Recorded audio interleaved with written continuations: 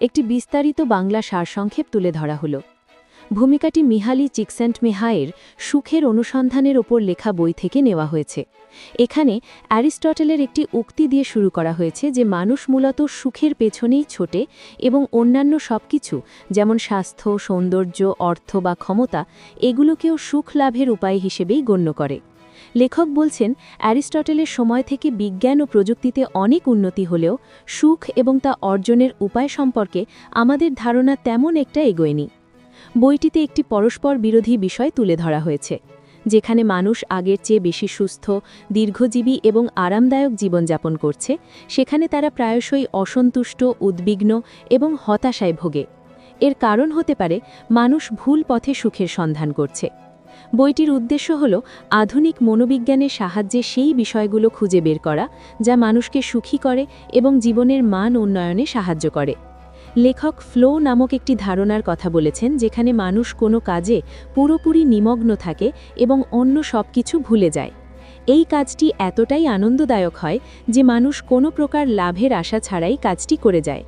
লেখকের মতে সুখ কোনো ঘটনা নয় যা আমাদের জীবনে এমনিতেই ঘটে, বরং আমাদের ভেতরের অনুভূতি এবং বাইরের ঘটনার প্রতি আমাদের দৃষ্টিভঙ্গির ওপর এটি নির্ভরশীল। সুখকে ভেতর থেকে লালন করতে হয়। এখানে একটি গুরুত্বপূর্ণ বিষয় হল, সরাসরি সুখের পেছনে ছুটলে তা পাওয়া যায় না, বরং জীবনের প্রতিটি ছোটখাটো বিষয়ের সঙ্গে যুক্ত থাকলে ভালো মন্দ উভয় পরিস্থিতিতেই আনন্দ খুঁজে পাওয়া যায়। ভিক্টর ফ্র্যাঙ্কেলের মতে সাফল্য বা সুখ কোনো লক্ষ্য নয়, বরং এটি অন্য কোনো বৃহত্তর লক্ষ্যের প্রতি নিবেদিত থাকার ফল। সুখ লাভের উপায় হল নিজের ভেতরের চিন্তাভাবনা এবং অনুভূতিকে নিয়ন্ত্রণ করতে পারা। আমাদের জিন, পরিবেশ এবং ঐতিহাসিক ঘটনা আমাদের অভিজ্ঞতাকে প্রভাবিত করে, কিন্তু আমরা আমাদের চিন্তাভাবনা এবং প্রতিক্রিয়াগুলোর ওপর নিয়ন্ত্রণ রাখতে পারি। যখন আমরা কোনো স্বেচ্ছামূলক কাজে নিজেদের মন ও শরীরকে সম্পূর্ণরূপে নিয়োজিত করি, তখন আমরা আনন্দ অনুভব করি। এই অভিজ্ঞতাগুলো কঠিন বা বেদনাদায়ক হলেও জীবনের প্রতি আমাদের অংশগ্রহণ এবং কর্তৃত্বের অনুভূতিকে বাড়িয়ে তোলে। গবেষণার জন্য লেখক শিল্পী, খেলোয়াড় এবং সঙ্গীতজ্ঞদের মতো বিশেষজ্ঞদের সাক্ষাৎকার নিয়েছেন এবং জানার চেষ্টা করেছেন যে তারা কোন কাজগুলো উপভোগ করেন। এর মাধ্যমে তিনি ফ্লো তত্ত্বটি উদ্ভাবন করেন। এই তত্ত্বে বলা হয়েছে যে মানুষ যখন কোনো কাজে এতটাই মগ্ন থাকে যে অন্য কিছুর প্রতি খেয়াল থাকে না, তখন কাজটি তার কাছে আনন্দদায়ক হয়ে ওঠে। এই তত্ত্বটি বিশ্বের বিভিন্ন সংস্কৃতি এবং অঞ্চলের মানুষের উপর পরীক্ষা করা হয়েছে এবং দেখা গেছে যে ফ্লোয়ের অভিজ্ঞতাগুলো সবার কাছে একই রকম। ব্যক্তিগত অভিজ্ঞতাগুলোকে আরও ভালোভাবে পরিমাপ করার জন্য এক্সপিরিয়েন্স স্যাম্পলিং পদ্ধতি তৈরি করা হয়েছে, যেখানে একটি পেজারের মাধ্যমে নির্দিষ্ট সময় পরপর মানুষের অনুভূতি এবং চিন্তাভাবনাগুলো রেকর্ড করা হয়। এই পদ্ধতির মাধ্যমে পাওয়া ডেটা বইটির উপসংহারের ভিত্তি হিসাবে কাজ করে। ফ্লো তত্ত্বটি বর্তমানে বিশ্বব্যাপী বিভিন্ন ক্ষেত্রে ব্যবহার করা হচ্ছে, যেমন মনোবিজ্ঞান, সমাজবিজ্ঞান, নৃতত্ত্ব, শিক্ষা, ব্যবসা, চিকিৎসা এবং পুনর্বাসন। এই তত্ত্বটি মানুষের জীবনযাত্রার মান উন্নয়নে গুরুত্বপূর্ণ ভূমিকা রাখতে পারে। ভূমিকা: এই বইটি সাধারণ পাঠকদের জন্য ফ্লো বা পরিপূর্ণ অভিজ্ঞতা নিয়ে লেখা, যেখানে জীবনের মান উন্নয়নের উপায় নিয়ে আলোচনা করা হয়েছে। এখানে কোনো নির্দিষ্ট লক্ষ্য অর্জনের জন্য, যেমন ধনী হওয়ার জন্য সরাসরি পথ নির্দেশ নেই, বরং এটি ব্যক্তিগত প্রচেষ্টার মাধ্যমে কিভাবে আনন্দময় অভিজ্ঞতা অর্জন করা যায় সে বিষয়ে একটি কাঠামো তুলে ধরে। বইটির উদ্দেশ্য: কিভাবে জীবনকে আরও উপভোগযোগ্য করা যায় তার উদাহরণ দেওয়া, মনের ভেতরের জগৎকে বিজ্ঞানসম্মত উপায়ে অনুসন্ধান করা, নিজস্ব অভিজ্ঞতা থেকে পাঠককে সিদ্ধান্ত নিতে উৎসাহিত করা। ফ্লো অর্জনের উপায়: নিজেকে নিয়ন্ত্রণ করার মাধ্যমে আনন্দ খুঁজে বের করা, মনোযোগকে নিয়ন্ত্রণ করে অভিজ্ঞতাকে নিজের মতো করে সাজানো, বাস্তবসম্মত লক্ষ্য নির্ধারণ করে সেগুলোর পেছনে মনোযোগ দেওয়া, নিজেকে চ্যালেঞ্জ করে দক্ষতা বৃদ্ধি করা। বিভিন্ন ক্ষেত্রে ফ্লো: খেলাধুলা, শিল্পকলা এবং শখের মাধ্যমে ফ্লো তৈরি করা, শারীরিক যেমন সঙ্গীত, যোগ এবং মানসিক যেমন দর্শন, সাহিত্য, দক্ষতা বৃদ্ধি করা, কাজ ও পারিবারিক সম্পর্ককে আরও আনন্দময় করে তোলা, বিপর্যস্ত পরিস্থিতিতেও জীবনকে উপভোগ করার উপায় খুঁজে বের করা, জীবনের অভিজ্ঞতাগুলোকে একটি অর্থপূর্ণ ছাঁচে একত্রিত করা, বাধা এবং সেগুলো মোকাবিলার উপায়। মানুষের জীবনে অসন্তুষ্টি একটি স্বাভাবিক বিষয়। সংস্কৃতি, ধর্ম এবং দর্শন এই অসন্তুষ্টি থেকে বাঁচতে সাহায্য করে, কিন্তু এগুলো ক্ষণস্থায়ী।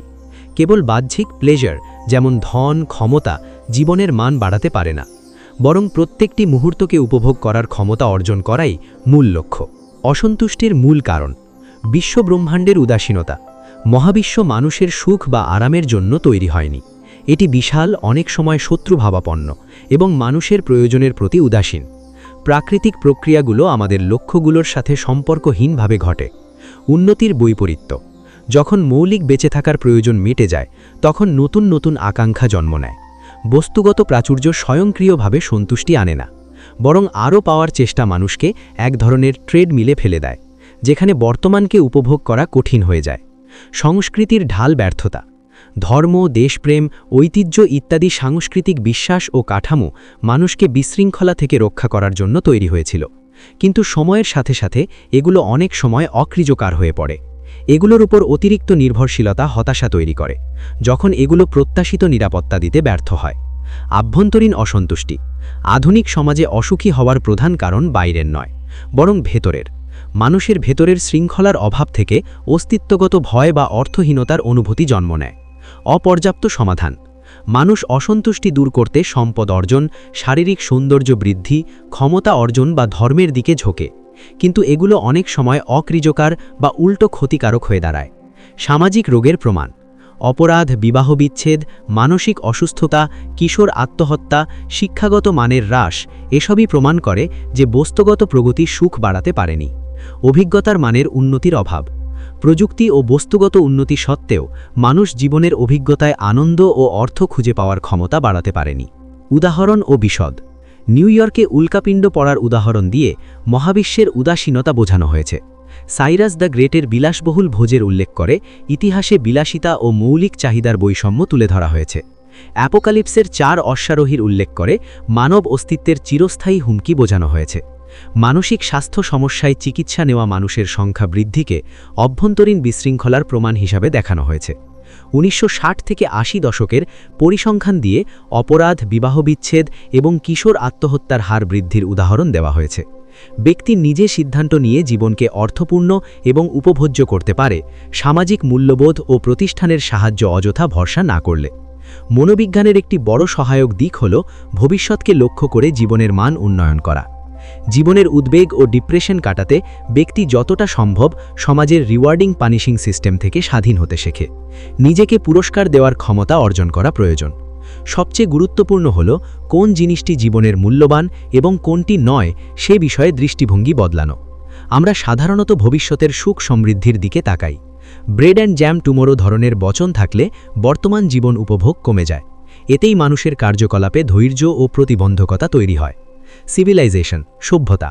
সামাজিক নিয়ম মানাতে জন্মগত ইচ্ছা ও স্বভাবকে নৈতিক ও সামাজিক অবস্থানের সাথে সামঞ্জস্য করতে বাধ্য করে। এতে মানুষের আত্মস্বাধীনতা সীমিত হতে পারে। সামাজিক নিয়ন্ত্রণগুলোর শক্তি মূলত আমাদের বংশগত প্রজনন ও স্বাভাবিক বোধের ওপর নির্ভর। গোষ্ঠীয় ও রাষ্ট্রীয় ক্ষেত্রগুলো রিওয়ার্ড বা পানিশমেন্টের মাধ্যমে মানুষকে নিয়ন্ত্রিত রাখে। কিন্তু প্রস্তাবনায় বলা হয়েছে যে ইনস্টিংক্ট এবং ন্যাচারাল ডিজায়ার্স পুরোপুরি অসংলগ্ন নয়, বরং নিজে সচেতনভাবে এগুলোকে নিয়ন্ত্রণ করলে স্বাধীনতা লাভ করা যায়। স্বতন্ত্র স্বাধীনতার জন্য প্রয়োজন: 1. বাইরের রিওয়ার্ডের ওপর নির্ভরতা কমিয়ে নিজের রিওয়ার্ড খোঁজা। 2. মন ও চিন্তার আচরণে নিয়ন্ত্রিততা রাখা, যা জীবনের বর্তমান মুহূর্তকে উপভোগ্য করে তুলবে। 3. সামাজিক চাহিদা ও বস্তুনিষ্ঠ বাস্তবতার সাথে সমন্বয় রেখে নিজস্ব লক্ষ্য যোগ করা উচিত, যাতে সমাজের চলমান চক্রে বন্দী না হয়ে নিজের প্রয়োজন ও মূল্য বেছে নেওয়া যায়। সর্বশেষ উদ্ধৃতি ও নীতিবাক্য। এপিকটেটাস ও মার্কাস অরেলিয়াসের বক্তব্য দিয়ে বোঝায় যে বাহ্যিক পরিবর্তন আমাদের ওপর কী খারাপ প্রভাব ফেললে তা মূলত আমাদের দৃশ্যকরণ বা ধারণার ওপর নির্ভর করে। নিজের মানসিক দৃষ্টিভঙ্গি পরিবর্তন করলে আতঙ্ক ও প্রভাব কমানো সম্ভব। চেতনার নিয়ন্ত্রণই জীবনের গুণমাত্রা নির্ধারণ করে। হাজার বছরের মানব জীবনের অভিজ্ঞতা এই সত্যকে সমর্থন করে। প্রাচীন গ্রিকরা নো দাই সেলফ বলে চেতনার গুরুত্ব বুঝিয়েছিল। অ্যারিস্টটেল চেতনার নৈতিক কার্যকলাপ নিয়ে আলোচনা করেছিলেন। খ্রিস্টীয় সন্ন্যাসীরা মন ও ইচ্ছাকে নিয়ন্ত্রণের বিভিন্ন পদ্ধতি পরিশীলিত করেছিল। ইগনেসিয়াস অফ লয়োলা এগুলোকে সংগঠিত করেছিলেন। ফ্রয়েডের মনোবিশ্লেষণ চেতনার উপর বাহ্যিক ও জেনেটিক শক্তির প্রভাবকে চিহ্নিত করে। ইড এবং সুপার ইগো বনাম ইগো। পূর্বের যোগ, তাও, জেন ইত্যাদি পদ্ধতিতে চেতনার নিয়ন্ত্রণে অত্যন্ত সূক্ষ্ম ও কার্যকর কৌশল গড়ে উঠেছে। কেন অগ্রগতি ধীর ও অপূর্ণ? 1. জ্ঞান সঞ্চিত হয় না। চেতনার নিয়ন্ত্রণের জ্ঞান সহজে সূত্রে পরিণত হয় না। এটি ব্যক্তিগত অভিজ্ঞতার মাধ্যমে অর্জিত হয় এবং প্রজন্মের পর প্রজন্ম অনুশীলন প্রয়োজন। সাংস্কৃতিক প্রাসঙ্গিকতা বদলায়। প্রাচীন পদ্ধতিগুলো তাদের নিজস্ব সাংস্কৃতিক প্রেক্ষাপটে কার্যকর ছিল। আধুনিক প্রেক্ষাপটে তারা অনেক সময় কার্যকারিতা হারায় বা আক্ষরিক রীতিতে পরিণত হয়। প্রতিষ্ঠানীকরণ ব্যর্থতা। যখন চেতনার নিয়ন্ত্রণ সামাজিক নিয়ম বা প্রতিষ্ঠান হয়ে যায়, তখন তা রুটিন ও কায়দায় পরিণত হয়ে মূল উদ্দেশ্য হারায়। ফ্রয়েড, মার্কস, খ্রিস্টীয় ধর্মের উদাহরণ দেওয়া হয়েছে যেখানে মুক্তির প্রচেষ্টা বিকৃত হয়েছে। আধুনিক প্রাসঙ্গিকতা। প্রতিটি যুগে বা সাংস্কৃতিক পরিবর্তনে চেতনার নিয়ন্ত্রণের কৌশলগুলো পুনর্বিবেচনা ও পুনর্গঠন করা প্রয়োজন। ছোট ছোট চেতনার নিয়ন্ত্রণের উন্নতি ব্যক্তির অভিজ্ঞতার মান বাড়ায় এবং জীবনে অর্থ ও আনন্দ বাড়াতে সাহায্য করে। অধ্যায় 2, দি অ্যানাটমি অফ কনশিয়াসনেস। ভাবতো, ইতিহাসের অনেক সময়ই মানুষকে বলা হতো, তুমি যদি নিজের চিন্তা আর আবেগ নিয়ন্ত্রণ করতে না পারো তবে তুমি পূর্ণ মানুষ নও। কনফিউশিয়াসের চীন, স্পার্টা, রোম কিংবা ভিক্টোরিয়ান ইংল্যান্ডে মানুষকে আবেগের লাগাম টেনে ধরতে হতো। কিন্তু আজকের যুগে যারা নিজেদের নিয়ন্ত্রণে রাখে তাদের অনেক সময় আপটাইট বা অতিরিক্ত সিরিয়াস বলা হয়। তবুও লেখক বলছেন, যারা সচেতনভাবে নিজের মনের ভেতরের ঘটনাগুলোকে নিয়ন্ত্রণ করতে শেখে তারা আসলে বেশি সুখী হয়। আর এজন্য আমাদের বুঝতে হবে চেতনা বা কনশিয়াসনেস আসলে কিভাবে কাজ করে। চেতনা হলো আমাদের মনের এক ধরনের ক্লিয়ারিং হাউস, যেখানে অনুভূতি, চিন্তা, ধারণা সব জমা হয় আর আমরা ঠিক করি কোনটা গুরুত্বপূর্ণ। চেতনা থাকলে আমরা শুধু প্রতিক্রিয়া দিই না, বরং ভেবেচিন্তে সিদ্ধান্ত নিতে পারি। এমনকি নতুন কিছু কল্পনা করতে পারি, কবিতা লিখতে, বৈজ্ঞানিক তত্ত্ব বানাতে কিংবা স্বপ্ন দেখতে। সবচেয়ে আশ্চর্যের বিষয় হল মানুষ নিজের চেতনার ভেতরের বিষয়বস্তু বদলে ফেলতে পারে। বাইরের পরিস্থিতি যতই খারাপ হোক, কেউ চাইলে সেটাকে চ্যালেঞ্জ হিসেবে নিতে পারে, আবার কেউ চাইলে হতাশ হয়ে পড়তে পারে। এই ক্ষমতাই জীবনের সফলতা আর আনন্দের মূল চাবিকাঠি। লেখক সতর্ক করে দেন, চেতনা নিয়ে অলৌকিক দাবি বা অতিরঞ্জিত কল্পনা অনেক সময় ভ্রান্তি। যোগী বা ফকিররা বছরের পর বছর অনুশীলন করে বিশেষ দক্ষতা অর্জন করেন, কিন্তু সেটা অলৌকিক নয়, বরং কঠিন প্রশিক্ষণের ফল। শেষে তিনি বলেন, চেতনা আসলে তথ্যকে সাজিয়ে রাখার এক প্রক্রিয়া। আমরা যখন জেগে থাকি তখন অনুভূতি আর চিন্তাকে নিয়ন্ত্রণ করতে পারি, কিন্তু স্বপ্নে সেটা সম্ভব হয় না। তাই চেতনা মানে হলো আমাদের অভিজ্ঞতাকে সচেতনভাবে সাজানো, আর সেটাই আমাদের জীবনের বাস্তবতা তৈরি করে। ভাবতো, আমাদের চেতনা যেন এক বিশাল ক্লিয়ারিং হাউস, যেখানে একসাথে আফ্রিকার দুর্ভিক্ষ, গোলাপের গন্ধ, শেয়ার বাজারের ওঠানামা আর দোকান থেকে রুটি কেনার পরিকল্পনা সবকিছুই জায়গা নিতে পারে। কিন্তু এটা কোনো বিশৃঙ্খল জগাখিচুড়ি নয়। এখানে ইচ্ছা বা ইন্টেনশন হলো সেই শক্তি যা তথ্যগুলোকে সাজিয়ে রাখে। যখন আমরা ক্ষুধার্ত হই তখন আসলে রক্তের শর্করার মাত্রা কমে যায়, কিন্তু আমরা সেটা জানি না। আমরা শুধু অনুভব করি ক্ষুধা। এই অনুভূতি থেকেই জন্ম নেয় ইচ্ছা, খাবার খুঁজে বের করার ইচ্ছা। তবে মানুষ চাইলে এই ইচ্ছাকে অগ্রাহ্যও করতে পারে। কেউ হয়তো ডায়েট করছে, কেউ ধর্মীয় কারণে উপবাস করছে, আবার কেউ রাজনৈতিক প্রতিবাদের জন্য অনশন করছে। অর্থাৎ আমাদের চেতনা শুধু জেনেটিক নির্দেশে চলে না, বরং আমরা নিজেরাই লক্ষ্য ঠিক করি। লক্ষ্যগুলো আবার এক ধরনের হায়ারার্কি তৈরি করে। কারো কাছে সুস্থ জীবন সবচেয়ে বড় লক্ষ্য, কারো কাছে শিল্প, কবিতা বা আদর্শ। এই ভিন্নতা প্রমাণ করে যে আমরা প্রত্যেকে নিজের চেতনা সাজানোর স্বাধীনতা রাখি। কিন্তু এখানেই আসে সীমাবদ্ধতা।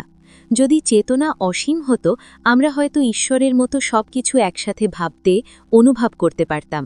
বাস্তবে আমাদের স্নায়ুতন্ত্র একসাথে খুব সীমিত তথ্যই প্রক্রিয়া করতে পারে, প্রায় 7টি আলাদা তথ্য এক মুহূর্তে। এর মানে হল জীবনের পুরো সময় জুড়ে আমরা যত অভিজ্ঞতা অর্জন করি তার একটা সীমা আছে। আর মজার ব্যাপার হল মানুষ সেই সীমিত ক্ষমতাও পুরোপুরি ব্যবহার করে না। অবসর সময়ে অনেকেই টিভির সামনে বসে থাকে, যেখানে খুব কম নতুন তথ্য প্রক্রিয়া করতে হয়, ফলে মন প্রায় নিষ্ক্রিয় হয়ে যায়। তাই লেখক বলছেন, আমরা আসলে কী তথ্যকে চেতনায় ঢুকতে দিই সেটাই আমাদের জীবনে মান নির্ধারণ করে। ভাবতো, তুমি গাড়ি চালাচ্ছ, রাস্তায় হাজার গাড়ি যাচ্ছে, তুমি কারো দিকে খেয়াল করছো না। হঠাৎ একটা গাড়ি এদিক ওদিক করে চলল, তোমার চোখ সঙ্গে সঙ্গে সেদিক চলে গেল। মন বলল, ওহ, ওটা কি হলো? এই যে টের পেলে এটাই হলো মনোযোগ বা অ্যাটেনশন। লেখক একে বলছেন সাইকিক এনার্জি বা মানসিক শক্তি। আমাদের চারপাশে কোটি কোটি তথ্য ছড়ানো। মনোযোগ হলো সেই যন্ত্র যা দরকারি তথ্য বেছে নিয়ে আমাদের সচেতন মনে আনে।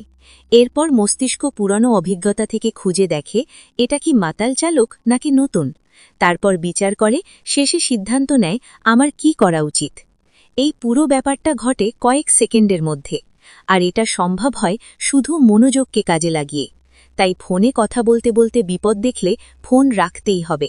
মন একসাথে সব করতে পারে না। এখন লেখক দুজন মানুষের কথা বলছেন যারা মনোযোগকে এতটাই নিয়ন্ত্রণ করতে শিখেছেন যে তাদের জীবন হয়ে উঠেছে অসাধারণ। প্রথমজন ইউরোপের এক প্রভাবশালী নারী। পণ্ডিত, ব্যবসায়ী, সবকিছু তিনি সামলান। তার জীবনের একটা মিনিটও বৃথা যায় না। সিম্ফনি শোনেন, মিউজিয়াম দেখেন, বই পড়েন। জীবন তাকে অনেক কষ্ট দিয়েছে, যুদ্ধ, অসুখ সবই এসেছে, কিন্তু তিনি মনোযোগকে শৃঙ্খলিত করে সবকিছু ফিরে পেয়েছেন। দ্বিতীয়জন একেবারে উল্টো, লাজুক, নিজেকে লুকিয়ে রাখেন, কিন্তু যারা চেনেন তাদের কাছে তিনি মহান। কবি, পণ্ডিত, তিনি সামান্য বিষয় নিয়েও এত গভীরভাবে চিন্তা করেন যতক্ষণ না বুঝতে পারেন। তার মধ্যে কোনো অস্থিরতা নেই, শান্ত, গম্ভীর। তিনিও জীবনকে পুরোপুরি উপভোগ করেন। এখানে মজার ব্যাপার হল আমাদের এই মনোযোগ আর আমির মধ্যে একটা চক্রাকার সম্পর্ক, একে অপরকে নিয়ন্ত্রণ করে। একটা ছেলে স্যামের উদাহরণ দিয়েছেন লেখক। সে সমুদ্রের নিচের দুনিয়া দেখে এত মুগ্ধ হল যে সেটাকেই তার জীবনের লক্ষ্য বানিয়ে ফেলল। এখন মেরিন সায়েন্টিস্ট হচ্ছে। শুরুতে মনোযোগ দিয়ে দেখেছিল, এখন সেই দেখাটাই তার শয়ে পরিণত হয়েছে। কিন্তু যখন মনোযোগ ছত্রভঙ্গ হয় তখন সমস্যা। কারখানার শ্রমিক জুলিওর গাড়ির টায়ার পাংচার। নতুন টায়ার কিনবে, টাকা নেই। এই একটা চিন্তায় সারাদিনের কাজ নষ্ট, মন দিয়ে কাজ করতে পারে না। এই অবস্থাকে লেখক বলছেন সাইকিক এন্ট্রাপি বা মানসিক বিশৃঙ্খলা।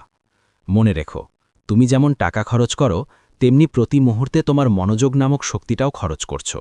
আর এই শক্তি খরচের ধরনই ঠিক করে দিচ্ছে তোমার জীবনটা কেমন হবে।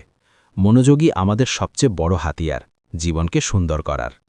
জুলিও টায়ারের সমস্যার কথা মনে আছে? প্রতিদিন সকালে এয়ার দিয়ে, বিকেলে আবার এয়ার দিয়ে কোনোমতে কারখানায় আসছে। কিন্তু একদিন সকালে গাড়ি এতটাই ফ্ল্যাট যে স্টিয়ারিং ধরাই মুশকিল। সারাদিন তার মাথায় শুধু একটা চিন্তা, আজ বাড়ি ফিরব কিভাবে, কাল সকালে অফিস আসব কিভাবে। এই একটা দুশ্চিন্তা তার সব মনোযোগ কেড়ে নিচ্ছে, কাজে মন বসছে না। এটাকেই লেখক বলছেন সাইকিক এন্ট্রাপি বা মানসিক বিশৃঙ্খলা। যখন এমন কোনো তথ্য মনে আসে যা আমাদের লক্ষ্যের সঙ্গে সংঘাত সৃষ্টি করে, তখন এই অবস্থা হয়। জুলিওর কাছে চাকরিটা সবচেয়ে গুরুত্বপূর্ণ। ফ্ল্যাট টায়ার যদি চাকরি হারানোর কারণ হয়, তাই এই ছোট্ট সমস্যাটাই তার পুরো মানসিক শক্তি কেড়ে নিচ্ছে। এর চেয়েও ভয়ঙ্কর উদাহরণ জিম। বাবা মায়ের ডিভোর্সের পর সে দুভাগে বিভক্ত, বাবার বাড়ি, মায়ের বাড়ি। কেউ একজনকে ভালোবাসলেই অপরজন অপমান করে। এই যন্ত্রণা এতই বেশি ছিল যে একদিন সে বাবার শার্ট পরে পুরনো স্মৃতিতে ডুবে গিয়ে ৭০টা অ্যাসপিরিন খেয়ে ফেলে। সৌভাগ্যক্রমে বেঁচে যায়। বাইরের ঘটনা নয়, আমাদের মন নিজেই ঠিক করে দেয় সেটা কতটা ক্ষতিকর। জিম যদি একটু শক্ত হতো, বন্ধু থাকত, তাহলে বাবা মায়ের ডিভোর্স তাকে এতটা কাবু করতে পারত না। কিন্তু এর উল্টোটাও আছে। একে লেখক বলছেন ফ্লো। রিকো একই কারখানায় কাজ করে। তার কাজটাও বিরক্তিকর, সারাদিন একই কাজ। কিন্তু রিকো সেটাকে খেলায় পরিণত করেছে। সে নিজের রেকর্ড ভাঙার চেষ্টা করে। একসময় তার মনে হয় কাজের গতি এতই মজার যে টিভি দেখার চেয়েও ভালো লাগে। পাম ডেভিস নামের এক তরুণ আইনজীবীও কাজে এত ডুবে যান যে খাওয়ার কথা ভুলে যান। এই হলো ফ্লো। যখন আমরা নিজের লক্ষ্যে এত ডুবে যাই যে চারপাশের সবকিছু অর্থপূর্ণ হয়ে ওঠে, দুশ্চিন্তা থাকে না। ফ্লোয়ের অভিজ্ঞতা আমাদের শখকে জটিল ও শক্তিশালী করে। একদিকে আমরা নতুন কিছু শিখে আলাদা হয়ে উঠি, অন্যদিকে অন্যদের সঙ্গে যোগ তৈরি করি। এই দুইয়ের সমন্বয়েই তৈরি হয় একটি শক্তিশালী যে মানুষ নিজের মনোযোগ নিয়ন্ত্রণ করতে পারে, ফ্লোতে থাকতে পারে, তার জীবন কখনো বিরক্তিকর বা দুশ্চিন্তাপূর্ণ হয় না। উপভোগ ও জীবনের মান, ফ্লোয়ের পূর্ণাঙ্গ গল্প। তাহলে শোনো, গল্পের বাকিটা বলি। জীবনের মান উন্নত করার দুটো পথ আছে। প্রথমটা হলো বাইরের অবস্থা বদলানো, টাকা কামানো, বড় বাড়ি করা। দ্বিতীয়টা হলো নিজের চোখ দিয়ে দেখার ধরন বদলানো। মিডাস রাজার গল্পটা মনে আছে? যা ছুঁয়েছেন তাই সোনা হয়ে যেত। ভেবেছিলেন সবচেয়ে সুখী হবেন, কিন্তু শেষ পর্যন্ত খাবারও খেতে পারেননি, অনাহারে মরেছেন। টাকা পয়সা দিয়ে সুখ আসে, কিন্তু পরিমাণটা খুব সামান্য। গবেষণায় দেখা গেছে খুব ধনী লোকেরা ৭৭% সময় সুখী বোধ করেন, আর সাধারণ লোকেরা ৬২% সময়। পার্থক্যটা ১৫% মাত্র। প্লেজার বনাম এনজয়মেন্ট। প্লেজার মানে আরামায়েশ, ভালো খাওয়া, ঘুমানো, টিভি দেখা। এটা শরীরের চাহিদা পূরণ করে, কিন্তু মনকে বড় করে না। অন্যদিকে এনজয়মেন্ট মানে উপভোগ, যেখানে নিজের দক্ষতা বাড়াতে হয়। টেনিস খেলা, কঠিন বই পড়া, গভীর কোনো আলোচনা, এগুলো উপভোগ্য। এখানে মনোযোগ দিতে হয়, দক্ষতা খাটাতে হয়। আর এই উপভোগই আমাদের শখকে বড় করে। নেপলসের এক পুরনো দোকানি সিগনর ওরসিনির কথা মনে পড়ে। এক ধনী আমেরিকান মহিলা তার দোকান থেকে মূর্তি কিনতে চাইলেন। দাম শুনে দরদাম না করেই টাকা বের করলেন। ওরসিনি রেগে গিয়ে তাকে বের করে দিলেন। পরে বললেন, দরদামের মজাই আলাদা, উনি সেটা বোঝেনি না। এইভাবে বিক্রি করলে আমি ঠকব। অদ্ভুত লোক, কিন্তু কাজটা উপভোগ করতে জানতেন। উপভোগের ৮টি উপাদান। আমাদের গবেষণায় দেখা গেছে সারা দুনিয়ায় উপভোগের অনুভূতি একই রকম।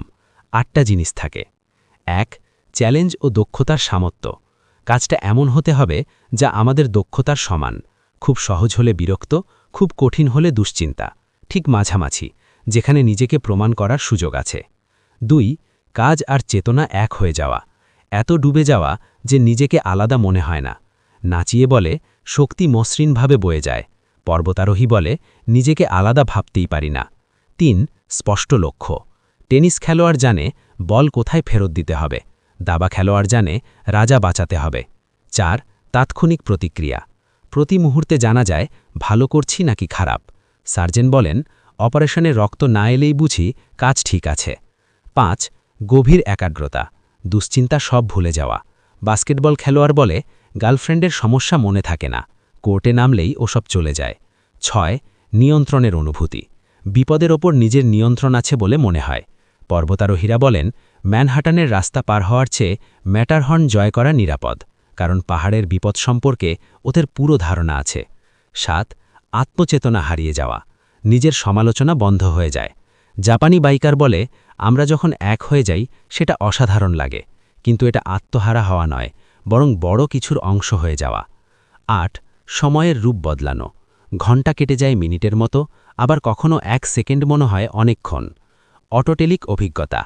অটোটেলিক শব্দটা গ্রিক। অটো মানে নিজে, টেলোস মানে লক্ষ্য, মানে যে কাজ নিজেই নিজের লক্ষ্য। সার্জন বলেন, পয়সা না পেলেও আমি অপারেশন করতাম।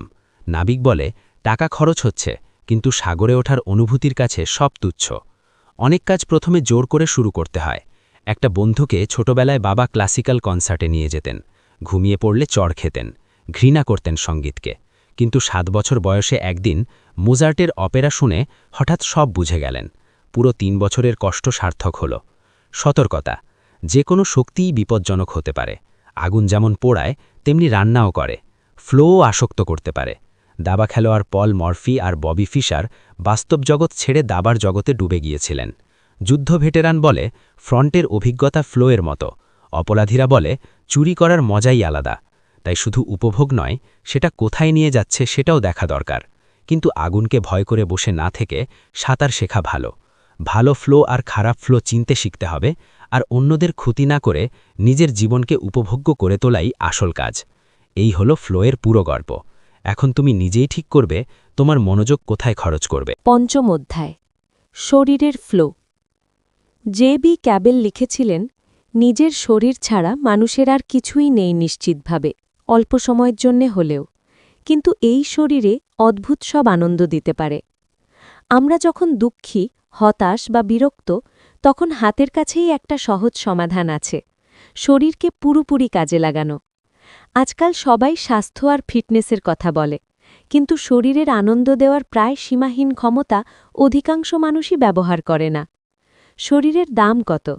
কেমিস্টরা হিসেব করে দেখেছেন, চামড়া, মাংস, হাড়, চুল সব মিলিয়ে মাত্র কয়েক ডলার। অন্যদিকে নিউরোসায়েন্টিস্টরা বলেন, এই তথ্য প্রক্রিয়াকরণ ক্ষমতা তৈরি করতে কয়েক মিলিয়ন ডলার লাগবে। কিন্তু আসল দাম তো এর অভিজ্ঞতা। শরীর ছাড়া জীবন বলতে কিছুই নেই। শরীরের প্রতিটি অঙ্গ-প্রত্যঙ্গর আনন্দ দিতে পারে, অথচ আমরা তা ব্যবহার করি না। যখন অপ্রশিক্ষিত থাকে তখন শরীর বিশৃঙ্খল তথ্য দেয়, অভিজ্ঞতা হয় এলোমেলো নিস্তেজ, কিন্তু যখন নিয়ন্ত্রণ নিই তখন এন্ট্রপি কমে, আনন্দ আসে। উচ্চতর, দ্রুততর, শক্তিশালী। অলিম্পিকের ল্যাটিন মূলমন্ত্র অল্টিয়াস, সিটিয়াস, ফর্টিয়াস। এটা সব খেলার মূল কথা, নিজের সেরাটাকে ছাড়িয়ে যাওয়া।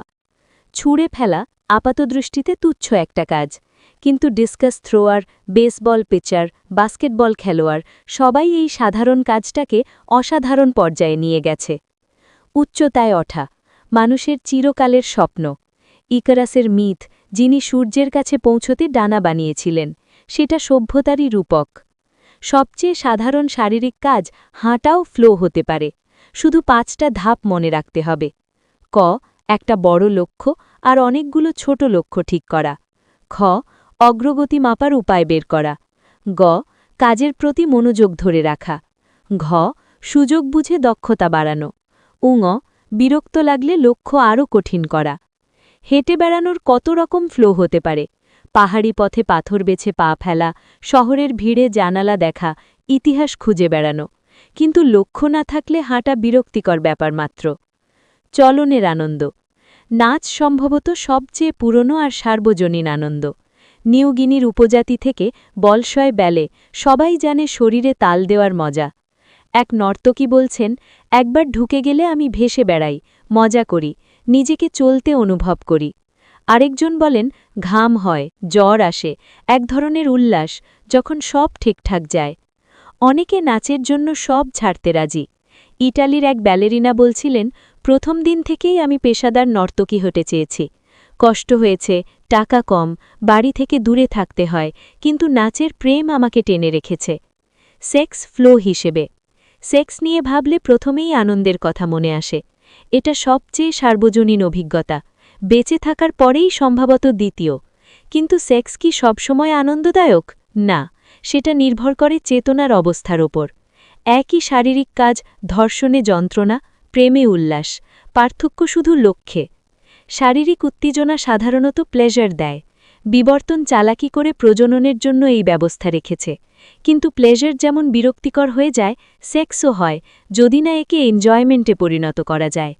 ইরটিসিজম হল সেক্সের ক্রীড়া সংস্করণ।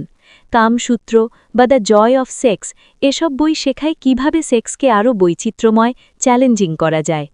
রোম্যান্স মধ্যযুগে ফ্রান্সের ট্রুবাডুররা আবিষ্কার করে। এই প্রেমের আচার প্রেমিক প্রেমিকার জন্য নতুন চ্যালেঞ্জ তৈরি করে। তৃতীয় স্তর আসে যখন শারীরিক ও রোম্যান্টিকের সাথে যুক্ত হয় সত্যিকারের যত্ন। তখন সঙ্গীকে বোঝা, তার স্বপ্ন পূরণে সাহায্য করা এসব নতুন মাত্রা যোগ করে। একই সঙ্গীর সাথে বছরের পর বছর সেক্স উপভোগ করা কঠিন। প্রাণীজগতে মানুষ একগামী নয়, তাই সম্পর্ককে জটিল করতে হবে, নতুন সম্ভাবনা খুঁজতে হবে। একে অন্যের চিন্তা, অনুভূতি, স্বপ্ন জানতে হবে। তারপর একসাথে ভ্রমণ, বই পড়া, সন্তান লালন এসবই সম্পর্ককে আরও গভীর করে। যোগ ও মার্শাল আর্ট শরীর নিয়ন্ত্রণের ব্যাপারে পশ্চিমের চেয়ে অনেক এগিয়ে পূর্ব। ভারতের যোগ ও দূরপ্রাচ্যের মার্শাল আর্ট চেতনা নিয়ন্ত্রণের অসাধারণ পদ্ধতি। হঠযোগ প্রায় 1500 বছর আগে পতঞ্জলি সংকলিত করেন। এর 8টি স্তর: ইয়াম, মিথ্যা, চুরি, কাম, লোভ থেকে বিরত থাকা; নিয়ম, পরিষ্কার পরিচ্ছন্নতা, অধ্যায়ন, ঈশ্বরের আনুগত্য; আসন, শরীরের ভঙ্গি, দীর্ঘক্ষণ এক জায়গায় বসা; প্রাণায়াম, শ্বাস-প্রশ্বাস নিয়ন্ত্রণ; প্রত্যাহার, ইন্দ্রিয়কে বাইরের বিষয় থেকে সরিয়ে আনা; ধারণা, এক বিষয়ে দীর্ঘক্ষণ মনোযোগ; ধ্যান, নিজেকে ভুলে গিয়ে নিরবিচ্ছিন্ন ধ্যান; সমাধি, ধ্যাতা ও ধ্যানের বিষয়ে এক হয়ে যাওয়া। যোগ ও ফ্লোয়ের মধ্যে মিল অনেক, দুটোই শরীরের শিক্ষার মাধ্যমে একাগ্রতা এনে আনন্দ দেয়। পার্থক্য শুধু লক্ষ্যে। যোগ চায় স্বকে বিলীন করতে, ফ্লো চায় স্বকে শক্তিশালী করতে। কিন্তু শেষ পর্যন্ত দুটোই চেতনা নিয়ন্ত্রণের পদ্ধতি। Martial art, judo, karate, kung fu, tai chi এগুলো যোগের মতোই চেতনা নিয়ন্ত্রণ শেখায়। যোদ্ধা এমন পর্যায়ে পৌঁছায় যে তাকে না ভেবেই লড়াই করতে হয়। এটা হয়ে যায় একটা শিল্পের মতো। দেখার আনন্দ। দৃষ্টিশক্তি আমরা সাধারণত শুধু কাজে লাগাই। বিড়ালের ওপর পা না পড়তে দেখি, চাবি খুঁজি, কিন্তু চোখের পোটেনশিয়াল অনেক বেশি। মেনান্ডার লিখেছিলেন, সূর্য, তারা, সমুদ্র, মেঘ, আগুন, তুমি ১০০ বছর বাঁচো বা অল্প, এগুলোর চেয়ে উচ্চতর কিছু দেখতে পাবে না। চিত্রশিল্প দেখার অভিজ্ঞতা এক দর্শকের ভাষায়, সেজানের বাথাস ছবিটা এক নজরেই বোঝায় একটা বিন্যাস, সমস্ত কিছু একসাথে এসেছে। হঠাৎ করে জগৎটাকে বুঝতে পারি, নিজের অবস্থান বুঝতে পারি। আরেকজন বলেন, সত্যিকারের ভালো শিল্প দেখলে পেটে ঘুষির মতো লাগে, একটু বমি বমি ভাব হয়, তারপর শান্ত হয় বৈজ্ঞানিকভাবে দেখার চেষ্টা করি। শুধু মহৎ শিল্প না, সাধারণ দৃশ্যও আনন্দ দিতে পারে। শিকাগোর এক যাত্রী বলেন, ট্রেনে বসে শহরের ছাদ দেখি, এই ফর্ম, শেপ, পুরনো ভবন, একটা মুগ্ধতা, মনে হয় শিলারের পেন্টিংয়ের ভিতর দিয়ে আসছি। সঙ্গীতের ফ্লো। প্রত্যেক সংস্কৃতিতে সঙ্গীত আছে। ইতুরি ফরেস্টের পিগমিরা মনে করত বিপদ এলে বন ঘুমিয়ে পড়ে, তখন পবিত্র শিঙা বাজিয়ে বনকে জাগানোর চেষ্টা করত। শিঙায় গাছ জাগেনি, কিন্তু পিগমিরা আত্মবিশ্বাস ফিরে পেত। সঙ্গীত শ্রবণযন্ত্রকে সংগঠিত করে। মন যখন বিশৃঙ্খল, সঙ্গীত তাকে শৃঙ্খলা দেয়। এক পুলিশ বলেছিলেন, সারাদিন গ্রেফতার আর গুলির ভয়ে থাকার পর বাড়ি ফেরার পথে গাড়িতে রেডিও না বাজালে আমি পাগল হয়ে যেতাম। টেকনোলজি সঙ্গীতকে সহজলভ্য করেছে, কিন্তু শোনা আর শ্রবণ এক কথা নয়।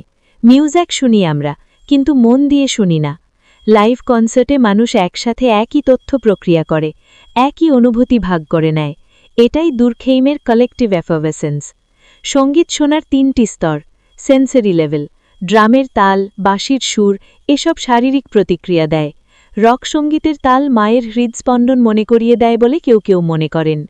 অ্যানালগিক লেভেল, সুর অনুযায়ী ছবি বা অনুভূতি জাগে। স্যাক্সোফোনের করুণ সুরে মনে হয় প্রেয়েরির ওপর কালো মেঘ উঠছে। অ্যানালিটিক্যাল লেভেল, সঙ্গীতের গঠন বুঝতে পারা, কোন কন্ডাক্টরের কোন রেকর্ডিং ভালো, কোন অর্কেস্ট্রার ব্রাস সেকশন শার্প, এসব তুলনা করা। যারা বাজাতে পারেন তাদের জন্য আরও বেশি ফ্লো। প্লেটো বলতেন, শিশুদের আগে সঙ্গীত শেখানো উচিত। তাল আর সুরে মনোযোগ দিতে শিখলে তাদের পুরো চেতনা শৃঙ্খলিত হবে। কিন্তু শিক্ষা ব্যবস্থায় প্রথমে কাটা পড়ে সঙ্গীত, চারুকলা, শারীর শিক্ষা। যেসব শিশুকে জোর করে বাজানো শেখানো হয় তারা আনন্দ পায় না, ভয় পায়। লরিন হোল্যান্ডার শৈশবে পিয়ানো বাজাতেন, বাবার সমালোচনায় এত ভয় পেতেন যে এক কনসার্টে তার হাত জমে যায়, বছরের পর বছর মুঠো খুলতে পারেননি। স্বাদের আনন্দ। রসিনি বলতেন, পেট হল কন্ডাক্টর যে আমাদের আবেগের অর্কেস্ট্রা চলায়, খাবারও আবেগকে সুর দেয়। আমেরিকায় আগে খাবার নিয়ে খুব একটা মাতামাতি ছিল না। গত ২০ বছরে পরিস্থিতি বদলে গেছে। এখন ভিয়েতনামি, মরক্কান, পেরুভিয়ান রেস্তোরাঁ পাওয়া যায়, যেখানে একসময় স্টেক আলি ছাড়া কিছু ছিল না। খাওয়া সেক্সের মতোই মৌলিক প্লেজার। ইএসএম গবেষণায় দেখা গেছে, খাওয়ার সময় মানুষ সবচেয়ে শিথিল থাকে, কিন্তু শক্তি বা আত্মসম্মানের অনুভূতি কম থাকে। প্রতিটি সংস্কৃতিতে খাবারকে আর্টে পরিণত করা হয়েছে। লবণ মাংস সংরক্ষণ করে, ডিম বাইন্ডিংয়ের কাজ করে, রসুন মশলা হিসেবে কাজ করে। এসব আবিষ্কার থেকেই রান্নার নিয়ম তৈরি হয়েছে, যাকে আমরা বলি বিভিন্ন রান্নার ধারা। পরশ্য রাজা সাইরাসের জন্য সারা পৃথিবী থেকে লোক আসত তার পানীয়র ব্যবস্থা করতে। কিন্তু শুধু রাজা নয়, পূর্ব ইউরোপের গ্রামে মেয়েদের বিয়ের যোগ্য হতে হলে বছরের প্রতিদিনের জন্য আলাদা স্যুপ রান্না জানতে হতো। সত্যিকারের ফ্লো পেতে হলে খাবারের দিকে মনোযোগ দিতে হবে। অতিথি যখন অমনোযোগীভাবে খায়, তখন রান্নার পরিশ্রম বৃথা যায়। একটা নির্দিষ্ট রান্নার ধারা বেছে নিন। মধ্যপ্রাচ্যের হিউমাস, ভেনিসের পোলান্তা, তার ইতিহাস জানুন, উপকরণ কোথায় পাবেন তা জানুন। তবে খাদ্যপ্রীতি আসক্তিও হতে পারে। ৭টা মারাত্মক পাপের মধ্যে পেটুকতা কামনা ছিল। চার্চের পিতারা জানতেন, ইন্দ্রিয়ের আনন্দ সহজেই মন কেড়ে নিতে পারে, কিন্তু ভয়ে সংযত হলে জীবন ছোট হয়ে যায়। নিজের ইচ্ছায় নিয়ন্ত্রণ শিখলে আসক্ত না হয়ে উপভোগ করতে পারেন। শেষ কথা, বিভিন্ন ধর্মে শরীরকে বলা হয় ঈশ্বরের মন্দির। কোষ আর অঙ্গের এই সমন্বয় আমাদের মহাবিশ্বের সংস্পর্শে আনে। শরীরের প্রতিটি ইন্দ্রিয়যন্ত্র ব্যবহার করলে আনন্দ দেয়, পুরো অঙ্গ সংগঠিতভাবে সাড়া দেয়। শরীরের ফ্লো অর্জন করা কঠিন না, বিশেষ প্রতিভা বা বেশি টাকা লাগে না। সবাই পারে শারীরিক দক্ষতার নতুন মাত্রা অন্বেষণ করতে। একসাথে সব ক্ষেত্রে দক্ষ হওয়া কঠিন। ক্রীড়া, নাচ, দৃষ্টি, শ্রবণ, স্বাদ, এত বেশি দক্ষতা একজনের পক্ষে আয়ত্ত করা সম্ভব না। কিন্তু প্রতিটা ক্ষেত্রে কিছুটা দক্ষতা অর্জন